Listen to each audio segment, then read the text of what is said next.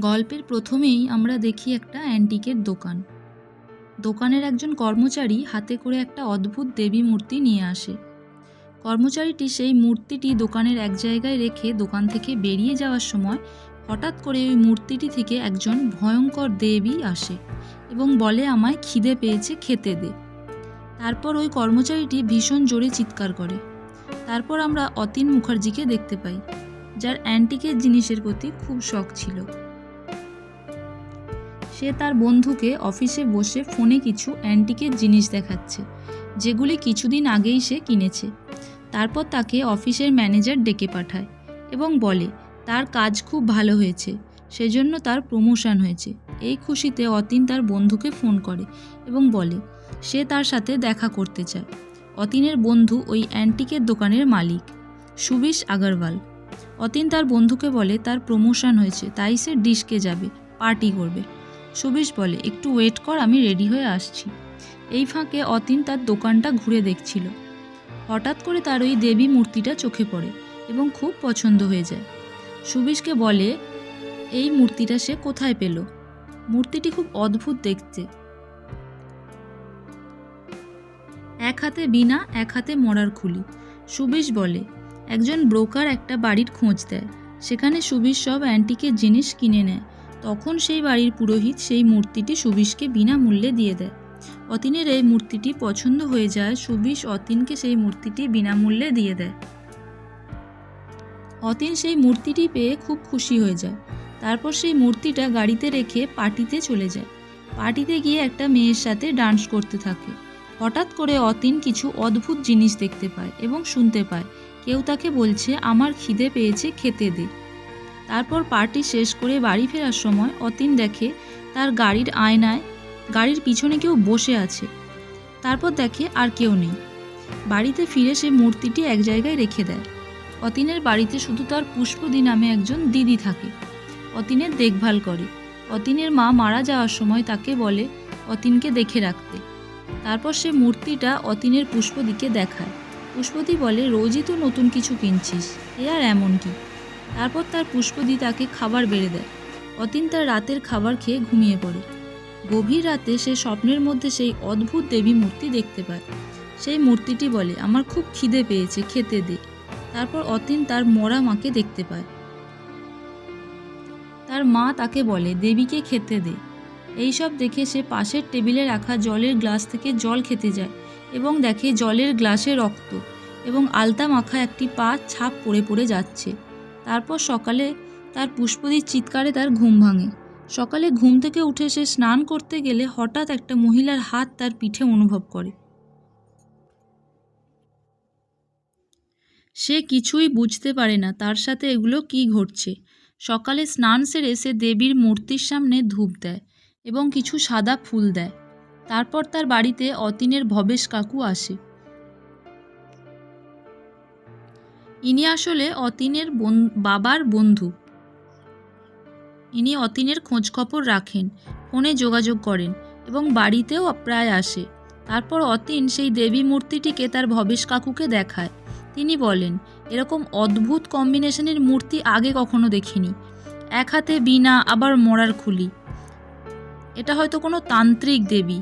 তারপর অতীন দেবীকে সাদা ফুল দিয়া দেখে বলে, তুমি কিছু নিয়ম কানুন না জেনে এইসব কেন করেছো? ফুল কেন দিয়েছো? ধূপ কেন দিয়েছো? এতে দেবী রাগ করে। এই বলে অতীনকে একটা বকাঝকা করে এবং বলে, আমাদের গ্রামের পুরোহিতকে একদিন ডেকে এনে এই মূর্তি দেখাবো, তারপর উনি যা নিয়ম বলবেন সেই নিয়মে তুমি পুজো করবে। তারপর অতীন অফিস চলে যায় এবং অফিসে গিয়েও তার মাথার মধ্যে তার সাথে যে অদ্ভুত সব ঘটনা ঘটছে সেগুলো নিয়েই ভাবতে থাকে। রাতে অফিস থেকে ফিরে নিজে খেতে বসার আগে সে আগে একটা আপেল কেটে দেবী মূর্তির সামনে রেখে দেয়। তারপর নিজে খেয়ে ঘুমিয়ে পড়ে। ঘুমের মধ্যেও সে আবার দেবীকে নিয়ে স্বপ্ন দেখে। দেবী বলে, খিদে পেয়েছে, খেতে দে। সকালে তার পুষ্পদির চিৎকারে আবার ঘুম ভাঙে। ঘুম থেকে উঠে সে দেবীর কাছে গিয়ে দেখে রাতের কেটে রাখা আপেলগুলো তেমনিভাবেই পড়ে আছে এবং সে খাবার প্লেটটি তুলে নেয়। এইভাবে রাতে সে খেতে বসার আগে দেবীকে খেতে দেয়, সকালে আবার খাবার প্লেট তুলে নেয়। এইভাবেই বেশ কিছুদিন চলতে থাকে। অতীন ধীরে ধীরে বদলে যেতে থাকে। কারোর সাথে কথা বলে না, একা একা থাকে, ঠিক করে খাওয়া দাওয়া করে না। এইভাবে কিছুদিন যাওয়ার পর একদিন রাতে তার পুষ্পদির ঘণ্টার আওয়াজে ঘুম ভাঙে এবং ওপরে গিয়ে দেখে অতীন সেই দেবীকে একটি ঘরের সিংহাসনে রেখে পুজো করছে আর ঘণ্টা বাজাচ্ছে। অতীনের চোখ মুখ আলাদা রকম লাগছে। তার পুষ্পদি তাকে অবাক হয়ে দেখছে আর তার পিছন থেকে একটা ছায়ামূর্তি হেসে হেসে চলে যাচ্ছে। তারপর দেখি অতীনের ভবেশ কাকু গ্রামের পুরোহিতকে নিয়ে এসেছেন। পুষ্পদি ভবেশ কাকুকে দেখে কাঁদতে থাকে এবং বলে, অতীন অনেক বদলে গেছে, আগের মতো আর সেই অতীন নেই। এই বলে পুষ্পদি তাদেরকে সেই ঘরে নিয়ে যায়। ভবেশ কাকু দেখে অতীনকে লাল ধুতি গায়ে, চাদর গায়ে দিয়ে তান্ত্রিকদের মতো করে দেবীর আরাধনা করছে। তার ভবেশ কাকু তাকে বলে, এসব কি শুরু করেছো? অতীন, তোমাকে তো চেনাই যাচ্ছে না। সেই কলেজ লাইফ থেকে তোমাকে দেখছি, এত ঠাকুরে তোমার তো ইন্টারেস্ট ছিল না। তোমার এসব কি হলো? অতীন বলে, দেবী তার স্বপ্নে আসে, তার সাথে কথা বলে। তখন গ্রামের পুরোহিত বলে, তোমাকে চোখের সামনে বড় হতে দেখেছি, তাই বলছি।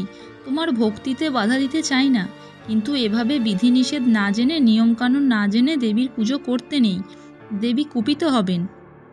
তখন অতীন বলে, দেবী তো মাতৃশক্তির অংশ, মা কি তার সন্তানের ওপর রাগ করতে পারেন? পুরোহিত তাকে পুজো করতে না করায় অতীন পুরোহিতের হাত শক্ত করে ধরে। তার চোখ মুখ বদলে যেতে থাকে।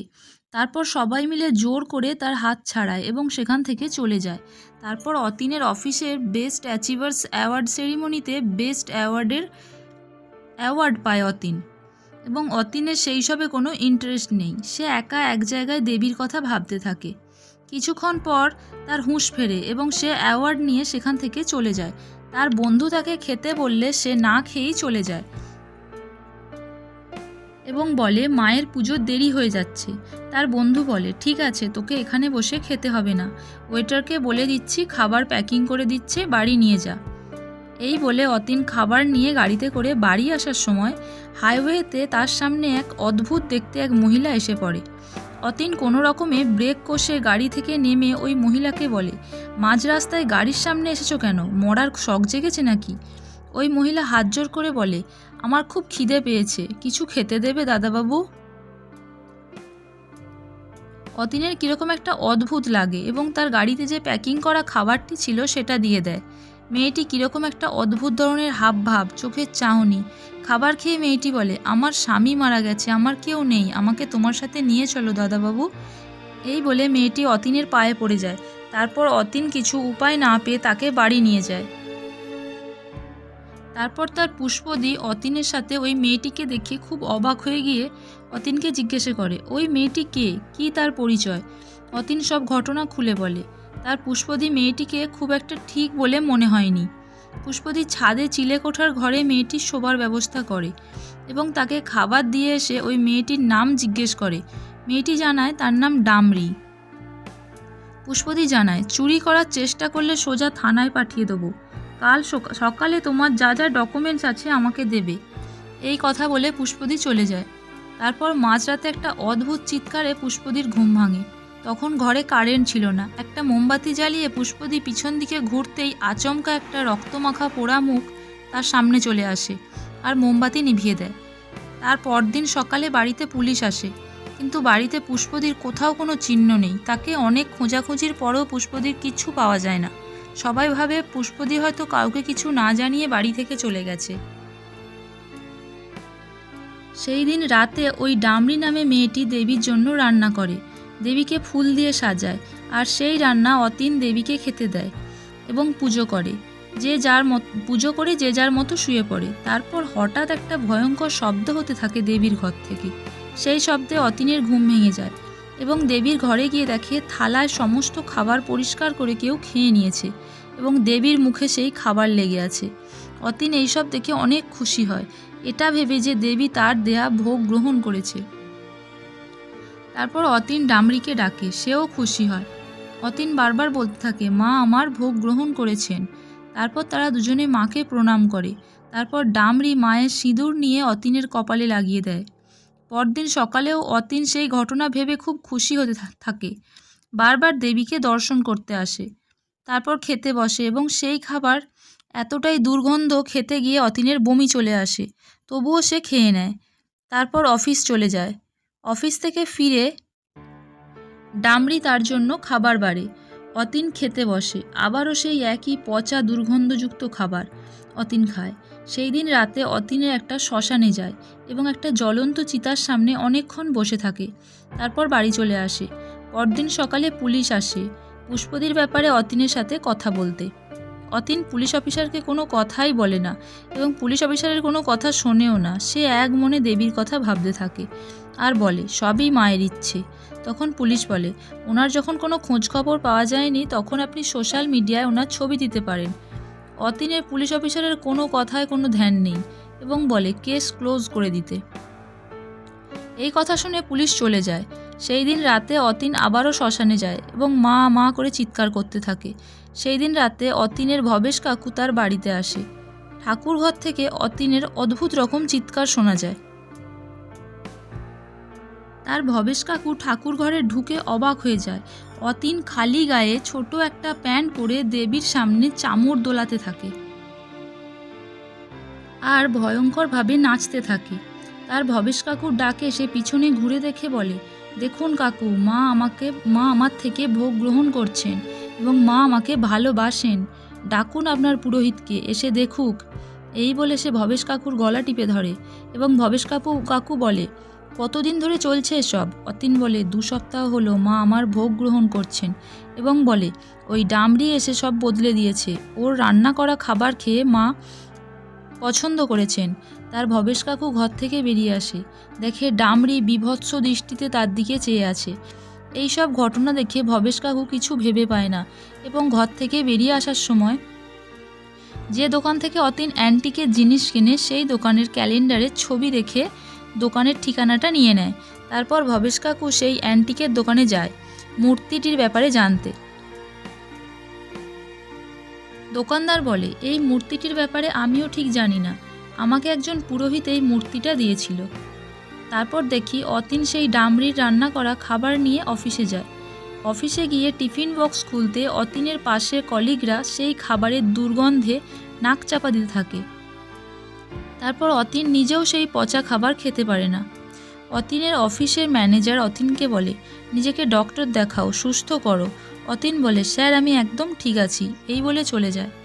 তারপর আবারও শ্মশানে গিয়ে দাঁড়িয়ে থাকে। সেখান থেকে ফিরে আসে এবং একটা রুটির দোকানে যায়। দোকানদার একটা রুটি দেয় এবং বলে, এটা খাও, আরও বানিয়ে দিচ্ছি। পাশ থেকে একটা লোক বলে, হাফ হাফ করে খান না, আমার খুব খিদে পেয়েছে। এই কথা শুনে অতীন সেই লোকটির দিকে তাকায় এবং হাফ রুটি দিয়ে দেয়। রুটি খেতে খেতে লোকটি নানা রকম কথা জিজ্ঞেস করতে থাকে, সে কি করে না করে।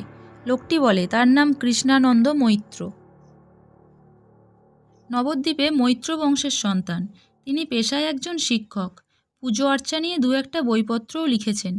পুজো আর্চার কথা শুনে অতীন একটু চমকে গিয়ে জানান, আপনি পুজো আর্চা নিয়ে বই লিখেছেন?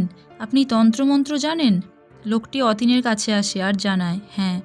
লোকটি আরও জানায়, অতীন, সব থেকে বড় তন্ত্র হলো ভালোবাসা। ভালোবাসার চেয়ে বড় তন্ত্রমন্ত্র আর কিছু নেই। এই বলে লোকটি অতীনের গলায় একটি চকচকে পাথর দেয়া একটি হার পরিয়ে দেয় আর বলে, কোনো অবস্থাতেই এই হার গলা থেকে খুলবে না। যখন এর কাজ শেষ হয়ে যাবে এটা নিজে থেকেই আমার কাছে চলে আসবে। নিরন্ন ক্ষুধার্তকে যিনি অন্ন দান করেন, মহামায়া তাকে রক্ষা করেন। এই বলে লোকটি সেখান থেকে চলে যায়। এদিকে ভবেশ কাকু সেই অ্যান্টিকের দোকানদারকে নিয়ে সেই পুরোহিতের কাছে যায় যিনি এই মূর্তিটা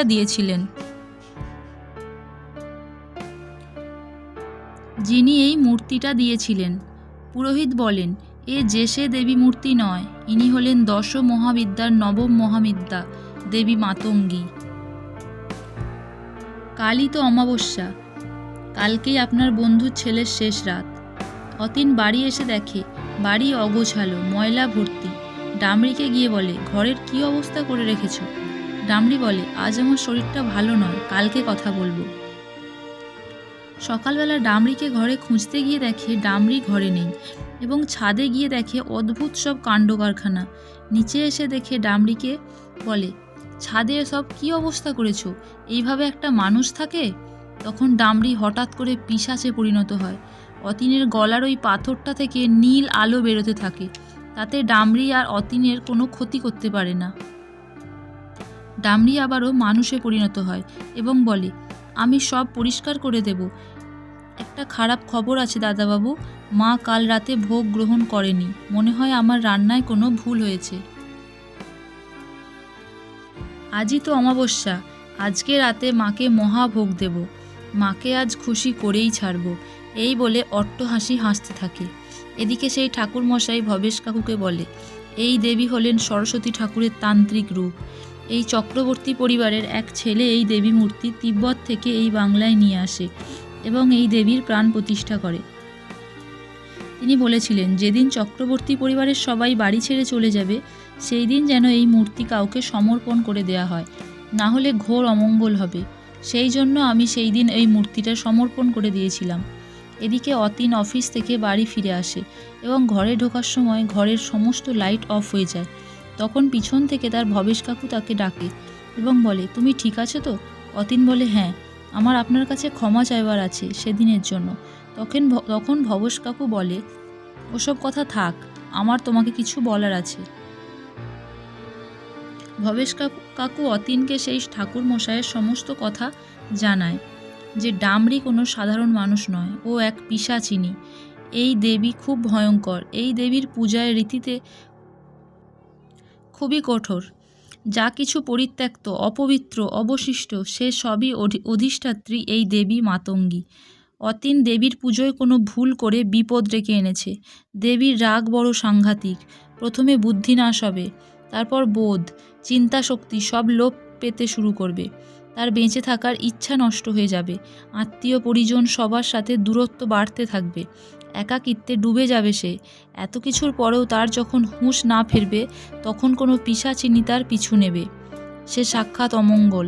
যেখানে সে থাকবে সেখানে সব কিছু অলৌকিক ঘটবে। দেবীর আদেশে সে সব তছনছ করে দেবে, বুদ্ধি, সম্পত্তি, সম্মান সব কিছু। অতীন তখন বলে, তাহলে তো আমাদের এখন বাড়িতে ঢোকাই উচিত নয়। কাল সকালে এসে মূর্তিটা বিদায় করে দেব। ভবেশ কাকু বলে, তা সম্ভব নয়। তুমি যেখানেই যাবে ওই পিশাচিনী তোমার পিছু ছাড়বে না। তার সামনাসামনি মোকাবিলা করতে হবে। আমি তোমার সাথে যাচ্ছি, চলো। এই বলে তারা ঘরে ঢুকে দেখে সারা ঘর অগোছালো। পিশাচিনী তার বৈশাচিক কাজকর্ম শুরু করে দিয়েছে। তখন অতীন বুঝতে পারে তার পুষ্পদিকে ওই পিশাচিনী মেরে ফেলেছে। ওই পিশাচিনী অতীনের ভবেশ কাকুকে একটা মারে, সেখানেই অজ্ঞান হয়ে পাশে পড়ে থাকে। তারপর অতীনকে মারতে চায়, কিন্তু অতীনের গলায় ওই পাথর থাকায় অতীনের কোনো ক্ষতি করতে পারে না। তারপর অনেক ছলে কৌশলে অতীনকে ওই পাথরটি খুলতে বাধ্য করে। অতীন সেই পাথরটি খুলে ফেলে। তখন তার পিশাচিনী সুযোগ পেয়ে যায়। তারপর সে অতীনকে অনেক মারতে থাকে। তারপর পাশে পড়ে থাকা ওই নীল পাথরটি নিয়ে পিশাচিনীর মাথায় চেপে ধরে অতীন। তখনই পিশাচিনী উধাও হয়ে যায়। তারপর অতীন ছুটে গিয়ে তার ভবেশ কাকুকে দেখে ঠিক আছে কিনা। সে দেখে তার ভবেশ কাকুর নিঃশ্বাস চলছে। তারপর অতীন ওই দেবীর ঘরে গিয়ে দেখে দেবীর চোখ থেকে রক্ত বেরোচ্ছে। তার পরদিন অতীন ওই মূর্তিটা জলে ভাসিয়ে দেয় এবং তার ভবেশ কাকুও সুস্থ হয়ে যায়।